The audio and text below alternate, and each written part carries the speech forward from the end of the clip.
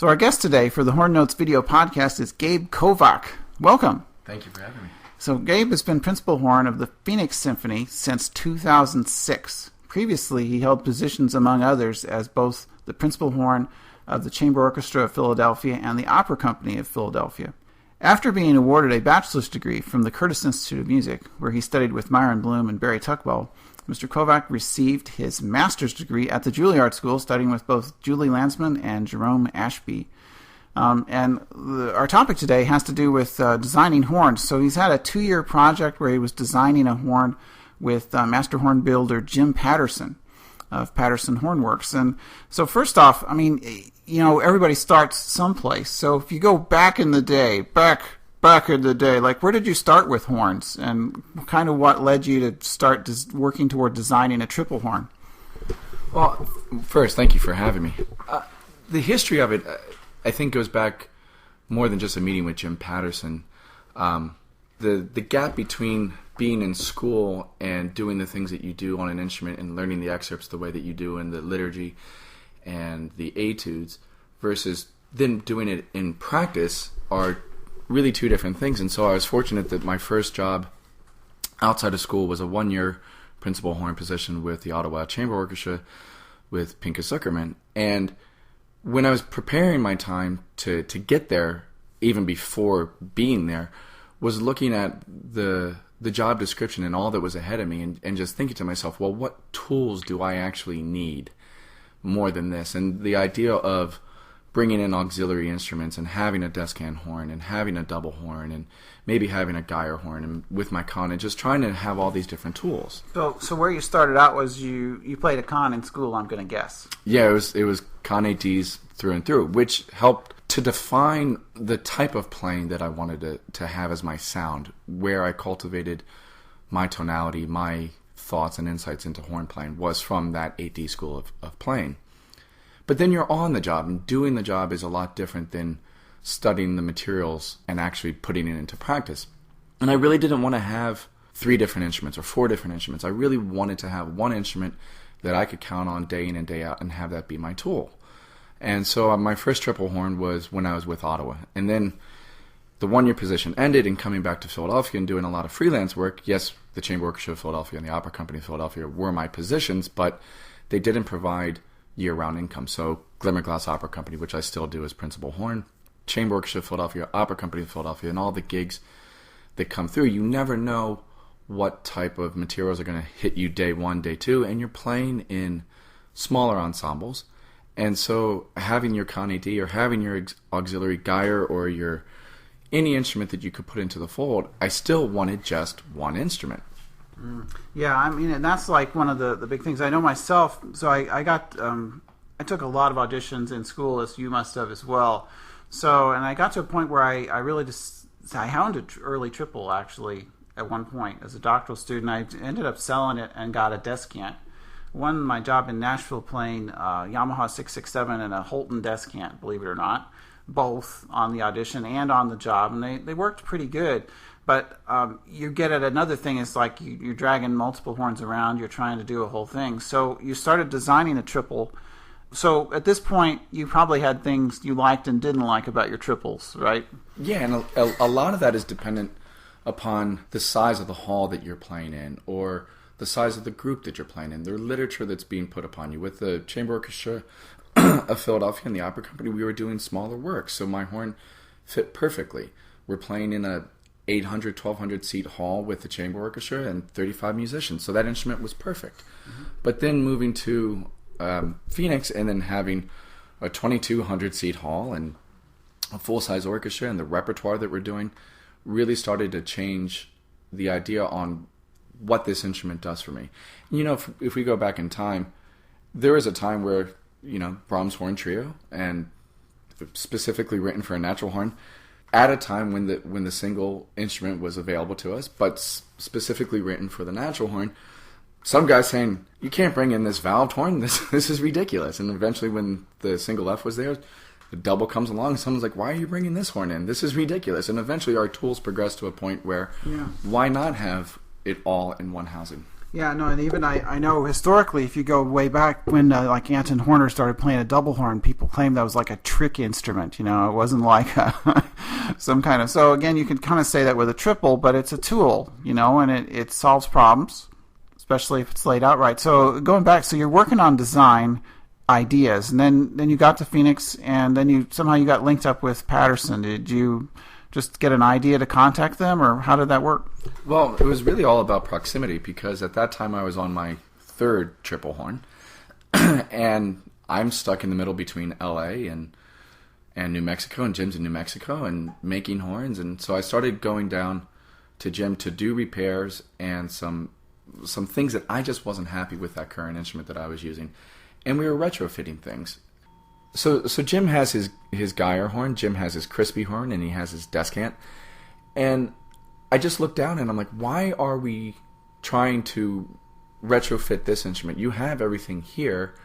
Why not just build a triple horn instead of trying to retrofit the current triple horn that I have for my liking? Because I really resonated to the quote-unquote soul of Jim's horns. I loved what he did with them. I loved how Jim's horns specifically are his sound, his concept of what he wants in an instrument. And I just particularly gravitated to him as well. And so at that point I was like, these are the instruments that I want to play on. And I had complete faith that if we were to go into a project together and make a triple horn, and in that discussion we would find an instrument that suited at least mine, but those who also enjoyed playing on Jim's horn, that it would resonate to a broader audience, not just specifically myself. Yeah, so I'm getting into like specifics. So you started in on this project. I mean, what was the initial decisions you made in terms of choices of bells, everything? Well, where it really started from was an idea on the sacrifices that happen within a triple. Tapers, not having the ability to get in that full double lead pipe, which gives us that beautiful feel going through all the registers of the horn, because at some point there's a sacrifice between the F, B flat, and the high F. And where are we going to make that sacrifices? What type of lead pipe is going to be on there to really bridge the gap? Do we want one lead pipe for three horns, or do we want to actually split it off and have a change valve right at the lead pipe so that we can have individual tapers? And I think Jim was correct and in the discussion to really truly build a horn, which was the goal, to have one seamless instrument, was to have an instrument where we could build those tapers truly for the high F and truly for the double, and have the change valve coming out of the lead pipe, which I think was crucial to everything else that followed before we got into the bell and before we got into the wrap and before we got into the rest of the discussions, was the lead pipe specific. So that when you then are going back and forth between all of your horns, that you're really not feeling as though you're sacrificing between 2-3 different instruments built into one, and not feeling comfortable with those transitions between the instruments. So I think Jim was absolutely spot on, that to truly do it and not have getting from point A to point B in 9 inches worth of pipe, you really can't get there. But if you really to put that change valve in the beginning and have a change valve that flipped into your high F and flipped into your double horn, you can really build those tapers into the instrument and then spread out from there and have your tapers truly set up for 3 instruments built into one that doesn't feel like there are sacrifices from high to low. Yeah, and it's definitely the tapers is like the huge thing, and then you get, and it's definitely a big puzzle too, because you've got to have every tube the right length and figure out how to make it all work. The design itself is, I mean, I think he's done a few unique things, obviously. A few months ago, he came up here and he had his horn, and you were here too. There's a lot of small things that make huge differences. I mean, if you were to like say some of the small things you adjusted that people wouldn't even guess that you'd have to adjust them to get much result, what would they be? I'm thinking, I know braces are important, stuff like materials for slides. There's all kinds of things you can feel differences. Well, we have a joke that on my horn we have the magic brace, which is on my high F second valve, only on one brace underneath, because if we moved it a millimeter, it just was off. But we needed a little bit more attention on the B natural on the high F horn, so we just kept experimenting with Q-tips until it felt right. And then when we found that place where everything was vibrating, we marked it, and that's where the brace went. But I think the biggest thing that we were set up with or had the discussions around was the ergonomics of the instrument. Does this instrument feel like you would be comfortable to play it regardless? How do the triggers for the thumbs feel for your hand, that you're not putting your left hand in a position where you're uncomfortable to maneuver the instrument? Because for so long the instruments, and I'm not saying this as a knock against other makers, because there are fine instruments out there, but really that your horn in your hand feels as comfortable as a tool as a natural horn would, or a double horn would. Yeah, I mean, this gets at kind of a pet peeve too. Like you just walk into like a horn workshop, and you go pick up horns. Some of them, I just don't know why they makers can't figure out that it's got to feel. You've got to pick it up and be able to throw the valves with your fingers like a normal person, like immediately, instead of having to kind of contort yourself or something. Especially with triples, because you got all those valves, that can be a real challenge for the maker. But they got to sort it out as a player so you can play fluently. Relating to that, now, do you play standing in F or in B flat? And have you thought about that? I'm old school. I'm too slow to wrap my hand around sitting in anything other than F, B flat, high F.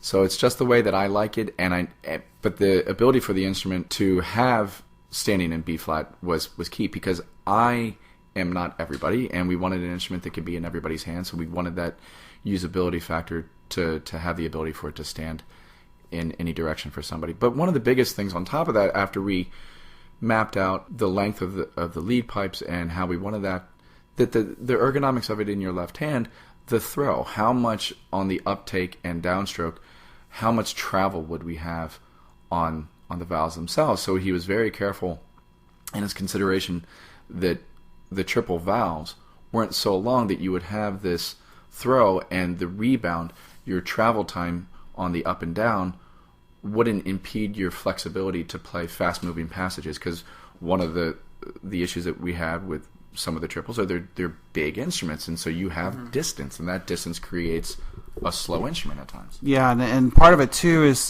there's more mass to the valves as well. I mean, typically, so you're moving more with your fingers, and without sacrificing mass, his valves for his triples are actually lighter than his doubles. Ooh, very good.